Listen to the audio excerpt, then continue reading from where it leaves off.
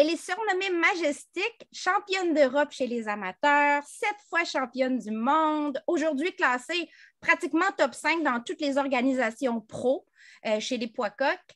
Elle a mis la main dernièrement en mai sur la ceinture WBC Silver dans cette catégorie-là et va affronter la Mexicaine Paulette Valenzuela très bientôt, le 20 novembre prochain, chez elle en France, pour cette fois le titre WBO. Je suis aujourd'hui avec la Douaisienne Ségolène Lefebvre. Bonjour Ségolène. Bonjour, ça va? Ah oui, merci beaucoup d'avoir accepté mon invitation. Je suis vraiment contente parce qu'on se connaît depuis un petit bout. Hein, ça fait un certain temps qu'on se connaît et on discute souvent boxe ensemble en privé. Là, j'aimerais qu'on discute ensemble boxe avec des gens qui nous écoutent ou qui nous regardent parce que c'est toujours très intéressant de parler boxe avec toi. Est-ce que tu es prête déjà pour ton combat ou ça s'en vient? Là, actuellement, je suis en préparation, donc au fur et à mesure, on va dire que je suis de plus en plus prête, mais il y a encore des choses à travailler et à peaufiner avant le combat. Avant qu'on parle de ton combat, je veux qu'on revienne sur les 2 dernières années parce que ça n'a pas été facile. Hein? Ton succès que tu as présentement, ça a été quand même parsemé de beaucoup de difficultés. Tu as eu tellement de combats annulés ou reportés en 2020. Tu n'as pas pu te battre du tout pendant cette année-là.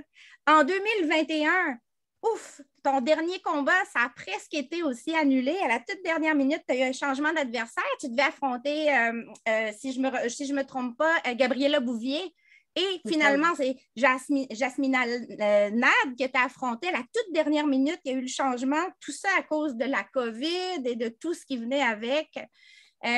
Parle-moi un peu, comment tu as fait pour survivre à ces 2 dernières années-là et pas craquer sous la pression ou sous la frustration?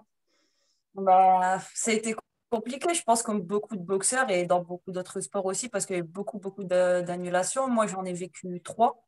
Oui. 3 annulations de combat, ce qui était difficile parce que, en plus, je l'ai su plus ou moins à la dernière minute. Mon annulation de combat, la dernière, je l'ai su le jour de la pesée. Ça fait qu'en fait, je me suis pesée toute seule. J'ai cru quand même que l'adversaire allait arriver. Enfin, on m'a dit oui, l'adversaire va arriver. Il y a eu des problématiques au niveau de l'avion, mais elle va arriver. Puis au final, en fait, elle n'est jamais venue parce que son entraîneur avait le Covid. Donc, comme elle était qu'à contact, elle n'a pas pu embarquer. Ah oui, Donc, c'est vrai. une C'était petite Marie Romero. Est-ce que tu parles de Gabriela Bouvier ou Marie Romero?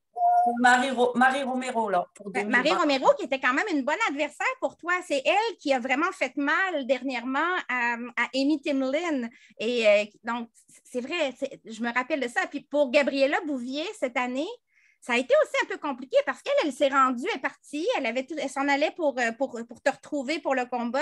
Et elle avait un transit ou une connexion quelque part en Europe et elle s'est fait intercepter parce qu'elle ne pouvait pas, elle venait d'une zone à risque COVID, je crois. Alors, elle s'est fait retourner chez elle, tout simplement. Elle n'a pas pu se rendre en France. Exactement. En fait, elle a eu tout était bon. Personne n'avait le Covid dans son entourage. C'est juste qu'il y a eu des problématiques au niveau des papiers. Il y avait beaucoup de démarches à faire et il y a des démarches qui n'ont pas été faites, en fait, de son côté. C'était compliqué. Donc, elle n'a pas pu embarquer. Pourtant, elle a réessayé. Elle a essayé d'embarquer une fois. Elle a fait des papiers, elle a essayé d'embarquer une deuxième fois et 2 fois, on lui a dit non, c'est pas possible. Et après, il était trop tard parce qu'elle avait de la route à faire et tout. Tant qu'elle arrive, ça aurait été compliqué, quoi. Tout ça dans la semaine de combat. Donc, toi, tu te retrouvais encore sans adversaire. Il a fallu qu'MTK travaille fort pour te trouver quelqu'un de remplacement parce que tu avais un combat, tu avais ton combat prévu pour une ceinture, la WBC Silver, comme on dit, qui est une ceinture d'aspirante numéro 1 aussi. On oublie que la WBC Silver, ça donne un privilège cette ceinture-là, d'accéder rapidement à un combat de championnat WBC. Donc, elle est importante. C'est une des ceintures importantes à avoir. Alors, toi, tu te ramassais encore à la dernière minute avec rien. Et ça s'est fait, mais in extremis. In extremis, ce combat. Exactement. Comme tu dis, la Silver, elle est très importante. Je devais déjà la faire depuis l'année dernière. Donc, je me suis dit, ça fait déjà 3 fois, encore une quatrième fois, ça commence à faire beaucoup. Oui, Donc, non, on a réussi à avoir une adversaire boxée du vendredi ou du samedi, je veux dire 2 ou 3 jours avant, quoi, à peine. Je savais même pas à un moment donné si j'allais boxer. Et puis en plus, sur le coup, j'étais vraiment découragée, quoi. Encore une prépa dans, je vais pas dire dans le vide, parce que dans une prépa, on s'entraîne, on apprend toujours, mais j'aurais pas pu montrer ce que j'avais appris ou ce que j'avais fait Mais pendant. c'est quand même décourageant parce que tu deviens boxeuse inactive selon les classements. Tu tombes dans l'inactivité au bout de 12 mois sans te battre. Toi, tu étais tombée inactive indirectement sans le vouloir à cause de toutes tes cancellations une après l'autre. Là, tu arrives dans un combat pour une ceinture qui finalement semble pouvoir avoir lieu. L'adversaire est disponible, elle s'en vient et ouf, c'est fini. Ça bloque encore. J'imagine que quand tu te prépares pour un combat et que tu as toutes sortes de péripéties du genre qui arrivent à la dernière minute dans la semaine de combat ou quelques jours avant, la préparation mentale, c'est là qu'elle est importante. Toi, comment tu te prépares d'habitude pour les. Est-ce que tu as un préparateur? Est-ce que tu as quelqu'un qui t'aide pour la préparation mentale ou psychologique dans les combats ou pas nécessairement? C'est plutôt un préparateur physique. Est-ce que tu fais quelque chose de spécial pour être prête mentalement à tout? J'ai pas de préparateur mental à proprement dit. Je veux dire, avec mon entraîneur et mon club ainsi que ma famille, on communique beaucoup et on se soutient beaucoup, beaucoup. Donc, c'est vrai que dans cette phase-là, ils ont été très importants et ils m'ont beaucoup soutenu, notamment aussi mon grand frère qui est boxeur professionnel aussi, qui s'entraîne Oui. tous les jours avec moi. Donc, il sait les préparations que je vis. Et lui, comme il est boxeur, il ressent, enfin, il arrive à ressentir aussi ce que je peux ressentir, vu qu'il vit des événements comme j'ai pu vivre. Vous vous Donc, comprenez d'une certaine manière, vous vous comprenez. Vous c'est vivez la ça, même chose. on vit la Mm. même chose, quoi. Donc, c'est vrai que qui m'a beaucoup aidé. Puis mon entraîneur aussi, parce que c'est quelqu'un de très, très, très humain et il a été là pour moi du début à la fin, quoi. Même lui, d'ailleurs, il était un peu, il était anéanti aussi, parce que Oui. un entraîneur, je veux dire, il vit une préparation différente de la nôtre, mais il la vit quand même. Donc, forcément, c'était un peu. Ton entraîneur, c'est Robert Pantini. Robert Pantini est renommé pour être très humain, comme tu dis. Il semble très près de ses boxeurs. Il semble s'impliquer énormément dans la préparation de vos combats, dans la gestion, la publicité de ces combats-là. Il est impliqué dans toutes les facettes de votre carrière d'une certaine manière. Ça lui fait plaisir. On voit qu'il aime ça.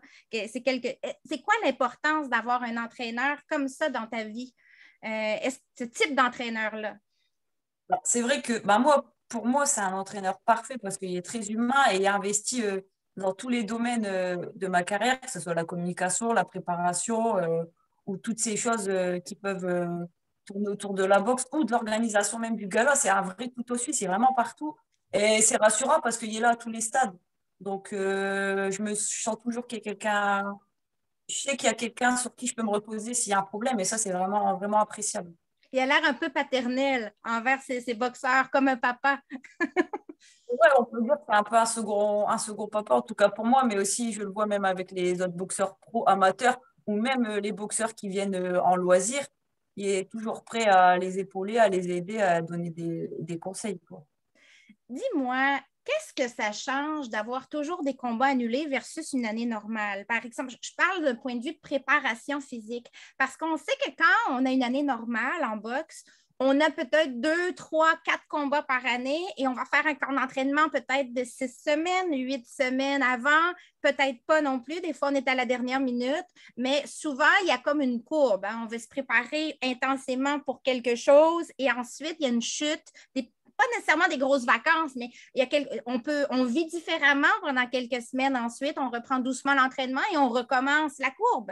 Mais toi, quand tu as eu cette année de 2020 jusqu'à à peu près en mai 2021, en fait, ça a été tout 2020 plus la moitié de 2021, tu étais toujours en attente d'un combat. Tu devais presque toujours être prête pour quelque chose au cas où il y aurait une opportunité.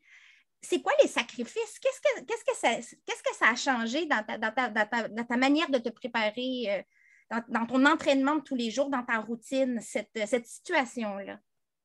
Ça a été dur, surtout psychologiquement, parce qu'en fait, on savait jamais à quoi s'attendre.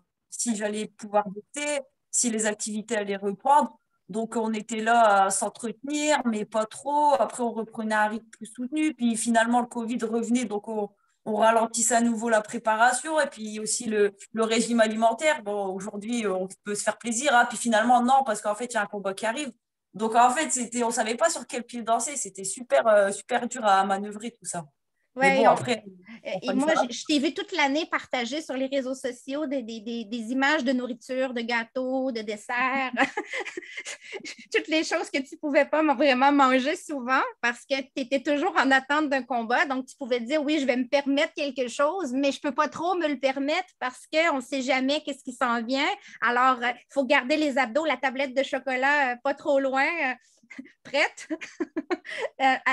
Donc, moi, je me dis, moi, je ne serais pas capable. Je te le dis tout de suite. Je suis pas, c'est pas pour rien que je ne suis pas boxeuse. Hein. Déjà, en partant, je n'ai pas le talent, mais en plus, je suis vraiment, j'ai aucune volonté de ce côté-là. Je ne serais pas capable de suivre cette discipline, d'être aussi disciplinée que toi, en tout cas. Que toi, tu l'as été pendant cette année et demie à attendre un combat qui est finalement arrivé au mois de mai contre Jasmine Anat.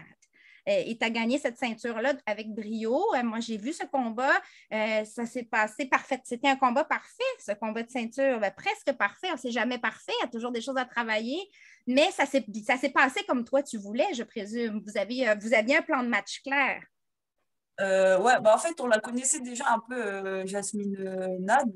Ouais. Donc, mon entraîneur avait déjà vu plus ou moins boxer sur des vidéos, là, quand on a su qu'on l'a boxé à la dernière minute, on peut dire ça comme ça. Bon, on savait déjà comment ça boxait, on savait que c'était très costaud, courageux et que ça allait avancer. Et ça n'a pas manqué, quoi. C'est ce qu'elle a fait, marche avant tout le long du combat. Donc, moi, honnêtement, j'ai pas pris de risque, j'ai pas cherché à vouloir la mettre KO ou autre. J'ai juste marqué mes points, j'ai bougé quand il fallait bouger pour pas rester sur ses coups parce que malgré tout, elle a quand même un petit peu de puissance. Donc, j'ai marqué mes coups, j'ai bougé et puis j'ai gagné mon combat, on va dire plus ou moins bah, tranquillement, quoi, sans prendre trop de risques, vu que c'était pas nécessaire, quoi. Et ce combat-là, ça t'a fait sortir de ton inactivité. Tu es revenu dans les classements, BoxRec et toutes les associations très, très rapidement dans le top. Aspirante numéro 1, numéro 2, numéro 3, toujours dans le top 5 ou à peu près. C'est des très bons résultats et c'est pourquoi tu obtiens une opportunité tout de suite au mois de novembre de te battre pour un championnat du monde, cette fois-ci WBO, contre une très bonne adversaire. Je la connais un peu, comme je te disais tout à l'heure dans la présentation, Paulette Valenzuela, une Mexicaine. C'est une Mexicaine qui se bat souvent sur une catégorie juste un peu en dessous de toi. Elle s'est souvent battue chez les poids coqs. Toi, tu es chez les super coqs. C'est une fille aussi qui a une fiche assez similaire à la tienne, à peu près le même nombre de combats professionnels, hein, à peu près. Elle a une défaite, toi, tu n'en as pas, mais je pense 13-14 combats à peu près. On a 14 combats toutes les deux, je crois, sauf Ouais, qu'elle, elle a juste une seule défaite et que moi, j'en ai pas bah, ouais, pour le moment. c'est ça exactement.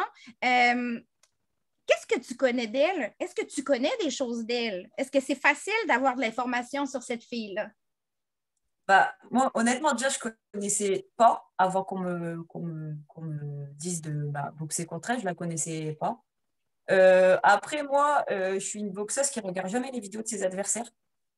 Pourquoi? Donc, bah, je sais pas, c'est difficile à dire. En fait, j'ai jamais eu ressenti le besoin de le faire. Et en plus, c'est quelque chose que j'aime pas. D'accord. Pourquoi? Je sais pas, je crois que c'est un ressenti que j'ai. Est-ce que ton Donc, coach le fait, lui? Est-ce que Robert, il le fait à ta place?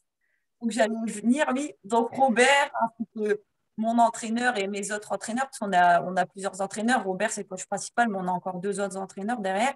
En fait, tout le monde se met un peu au fourneau, regarde les vidéos, ils rejoignent leurs idées de comment il va falloir mettre en place la stratégie. Ils m'en parlent. Et après, vis-à-vis de ça, pendant les entraînements, eh ben, on met en place ce qu'il y a à mettre en place, quoi. Alors, toi, tu fais confiance à ton équipe d'entraîneurs. Ça fait longtemps que tu es avec eux et tu crois, tu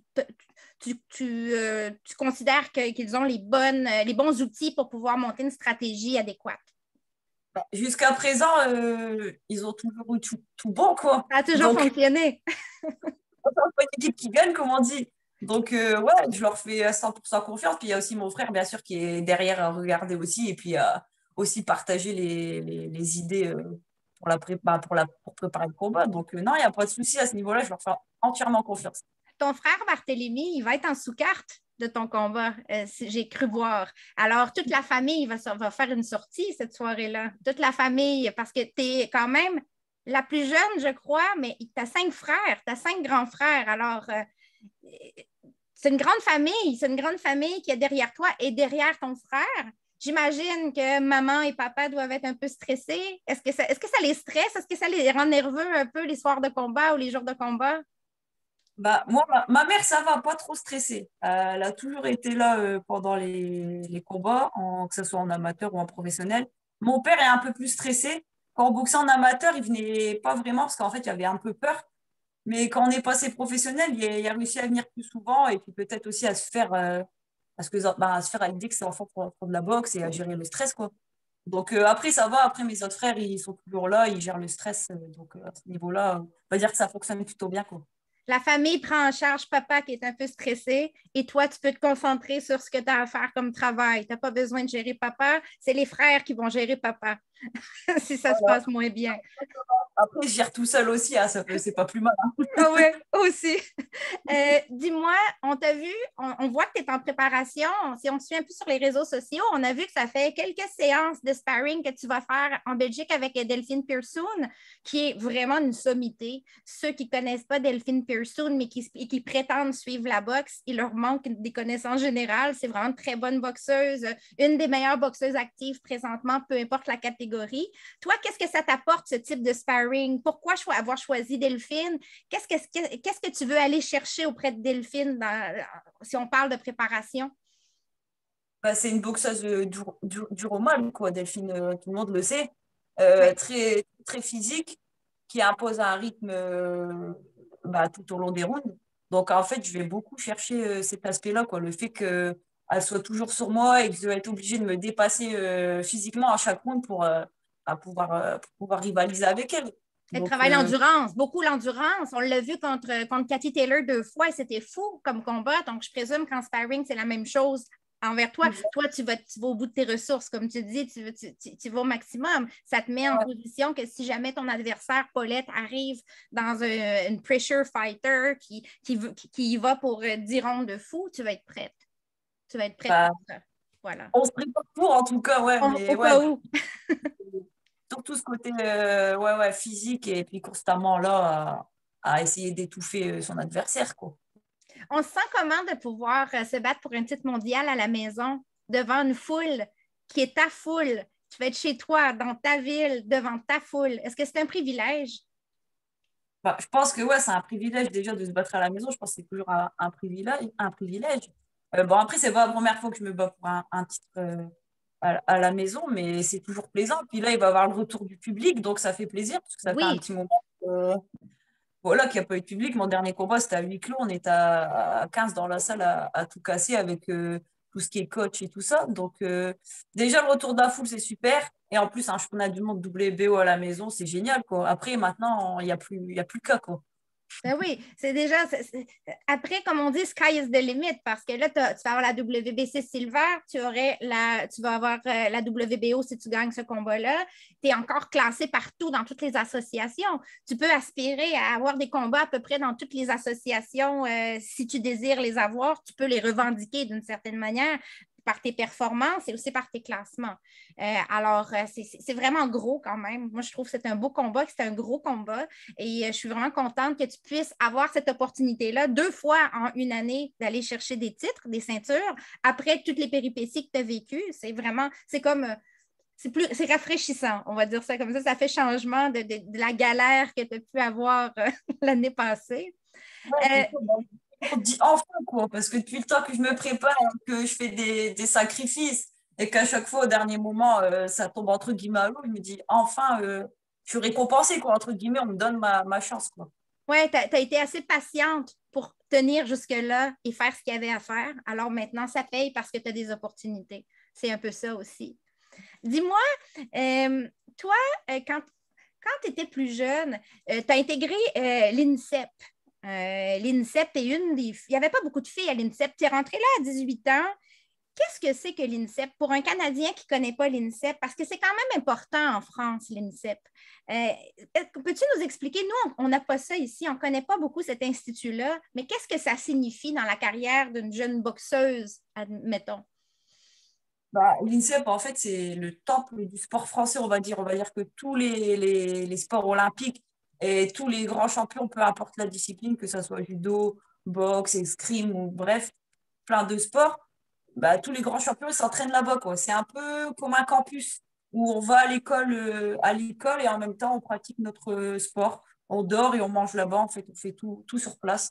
C'est vraiment quelque chose d'extraordinaire d'intégrer ça parce que bah, on se dit que bah, toutes les légendes du sport français ont été là-bas. Puis il y a un staff de ouf, quoi, que ce soit médicaux, après au niveau des entraînements, après on a l'école, les formations sur place, il y a tout sur place, il y a de quoi performer, quoi. Alors, c'était un grand privilège de pouvoir être admise. J'imagine que ce n'est pas tout le monde qui peut aspirer à y être admis. Il n'y avait pas beaucoup de filles en boxe qui avaient été à l'INSEP. Tu es une des Et premières. bah, on est les premières à avoir intégré, enfin, je faisais partie des premières avec trois autres filles à intégrer officiellement l'INSEP et donc on n'était que quatre, donc c'est très peu. C'est très peu. Donc, en quelque sorte, tu as ouvert la porte à d'autres filles. Présentement, j'imagine qu'il y en a d'autres. Tu as ouvert la porte à d'autres filles en pouvant y aller. C'est ça, après, donc on a fait la première année, on était quatre et l'année suivante, je crois, on était sept ou huit. Ah, Donc déjà? on Mhm. a un peu plus de filles. Je crois qu'après, on était peut-être un petit peu les cow-boys, entre guillemets, et comme ils ont vu que bah, les filles, ça se débrouillait bien en boxe, finalement, ils en ont rajouté d'autres. La boxe professionnelle en France, c'est comment? Pour une Française qui veut boxer, est-ce que c'est facile présentement la situation? C'est quoi les embûches que vous... Parce que vous avez beaucoup de bonnes boxeuses qui réussissent présentement, qui ont des bons résultats ou qui sont dans un top 10 sur BoxRec ou ailleurs. Par contre, on a toujours l'impression que vous occupez pas nécessairement un grand espace médiatique, celui que vous méritez d'une certaine manière. Ça se passe comment pour une femme qui veut boxer en France présentement, que ce soit chez les amateurs ou pros? Est-ce que vous avez l'appui nécessaire? Justement, bah, je vais rester enfin, pour la boxe en général ou la boxe pro. Déjà, même pour les hommes en France, c'est compliqué. Pour les femmes, c'est pire, je vais dire ça comme ça.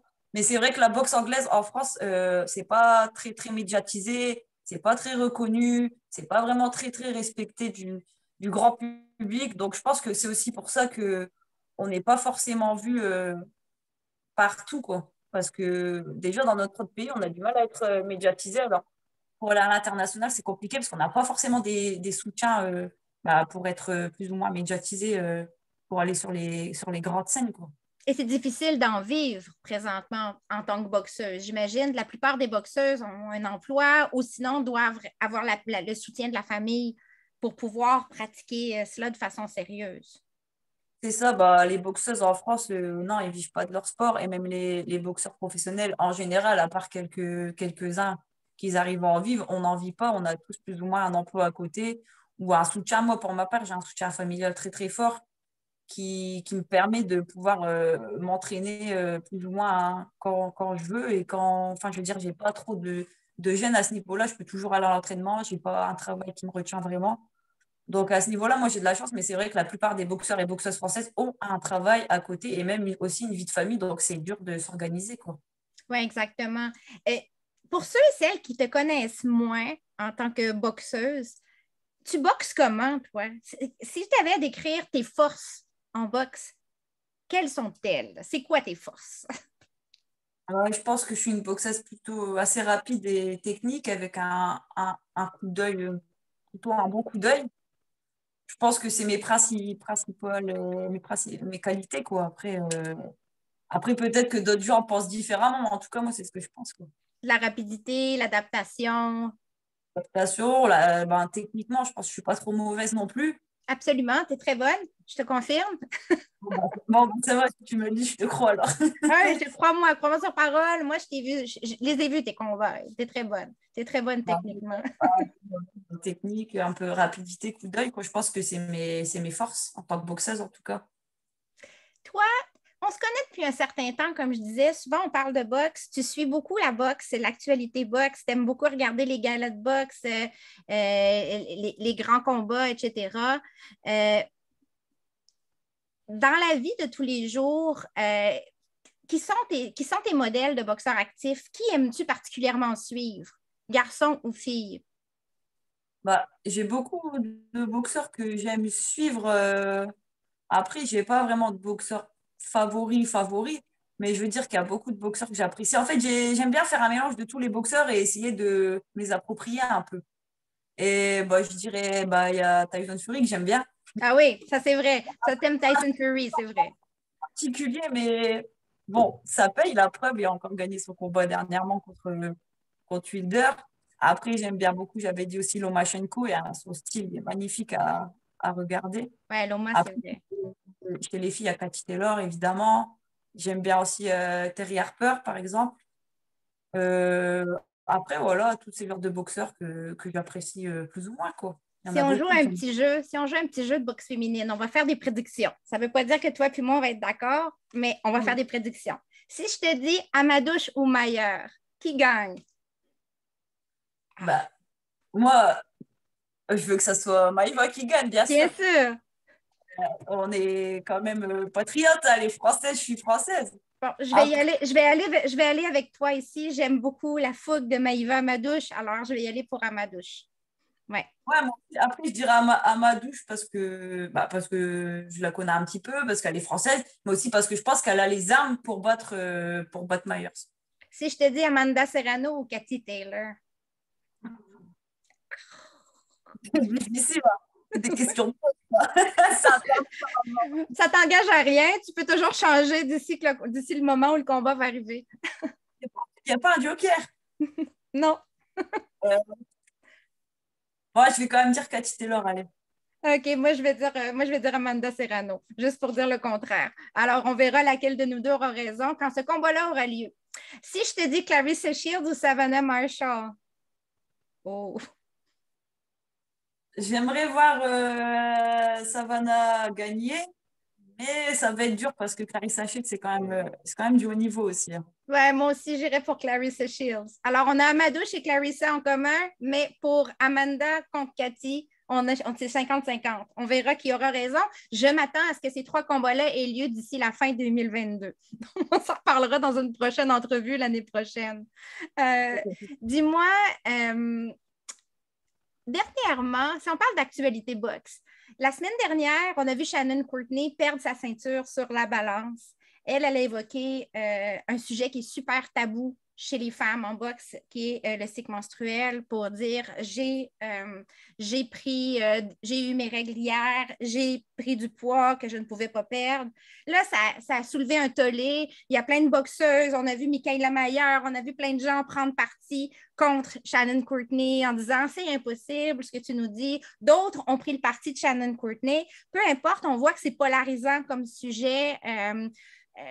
Toi, est-ce que je parle pas pour toi précisément, mais est-ce qu'il faut considérer le cycle menstruel quand on est une boxeuse? Est-ce qu'il faut vraiment le considérer dans la perte de poids, par exemple, ou dans le camp d'entraînement? Est-ce que ça fait une si grande différence? Bah, effectivement, c'est prouvé que quand les femmes ont ils ont leur règle, quoi, ils ont une prise de poids, ça, on n'y peut rien. Malheureusement, c'est le corps humain qui est fait comme ça. Donc, ouais, faut le prendre en compte, mais des fois, c'est compliqué, quoi, parce que comment Oui, on peut gérer le fait qu'on va prendre du poids par rapport à ça, quoi. Après, il faut prendre aussi en compte parce que quand on a ça, on n'est pas bien. Des fois, on a un peu mal au ventre, on a mal au dos. Enfin, il y a des symptômes qui font qu'on est un peu plus fatigué. Donc, ça aussi, il faut le prendre en compte dans la préparation. C'est pas évident à gérer, mais malheureusement, en tant que femme, il faut faire avec, tout simplement. oui, c'est ça. Et beaucoup de gens ont donné leur opinion en lien avec Shannon Courtney, mais le fait est qu'on ne connaît pas son background médical non plus. On ne connaît pas sa génétique. On ne sait pas non plus sa situation. Donc, c'est difficile de dire, ah, elle aurait dû aller faire de la bicyclette ou du sauna, ou ah, c'est impossible, ou elle a bien fait. C'est difficile de se positionner parce que chaque femme est différente aussi et la prise de poids peut varier d'une personne à l'autre. Il y a des choses, il y a des facteurs qu'on ne connaît pas, mais c'est ça, ça fait plusieurs boxeuses qui me disent réalise que oui, quand même, parce qu'il y a des boxeuses qui font semblant que ça n'existe pas, les cycles menstruels, là. On l'a vu, là, mais c'est souvent juste pour polariser. Mais en vrai, il faut quand même le considérer. Il y en a pour qui c'est facile, parce qu'il n'y a pas de variation ou presque pas. Il y en a d'autres pour qui c'est peut-être plus difficile. En tout cas, Shannon, c'est bien triste pour elle. Elle a perdu son titre et probablement que ça a dû l'affecter aussi sur le ring, dans le ring le lendemain, parce que mentalement, quand tu perds ton titre, peut-être que ta performance, c'est pas tout le monde qui a la force psychologique qui est assez forte psychologiquement pour réussir à performer malgré ces embûches-là. Écoute, Ségolène, je vais te souhaiter le meilleur pour ce qui s'en vient, vraiment, vraiment. On va suivre assidûment ton parcours jusqu'à ton combat et ensuite aussi, peu importe ce qui arrive. Je vais aussi interviewer ton adversaire probablement la semaine prochaine en espagnol parce que je pense que toutes les deux, vous méritez un espace médiatique pour ce combat-là. C'est un grand combat selon moi. L'adversaire est intéressante. Vous allez avoir un style intéressant les deux ensemble. Je suis très confiante que ça va donner un très bon spectacle. Alors, je vais te souhaiter le meilleur. Et on se reparle très bientôt. Merci mille fois d'avoir accepté l'invitation de venir parler boxe avec moi. Je t'aime beaucoup. Et tu sais, tu as des fans québécois et canadiens maintenant. Il va falloir que tu viennes te battre ici un jour. Un promoteur qui entend ça, là, il va falloir qu'il te mette sur une carte ici. Ce serait super. Il n'y a pas de souci, il faut m'inviter. Je viendrai au Canada avec plaisir pour croiser les gants avec l'adversaire qu'on me proposera à ce niveau-là, quoi. Et on te fera faire le tour et la visite ensuite. On mangera aussi. Ah oui, beaucoup, beaucoup. D'accord. Merci beaucoup, Ségolène.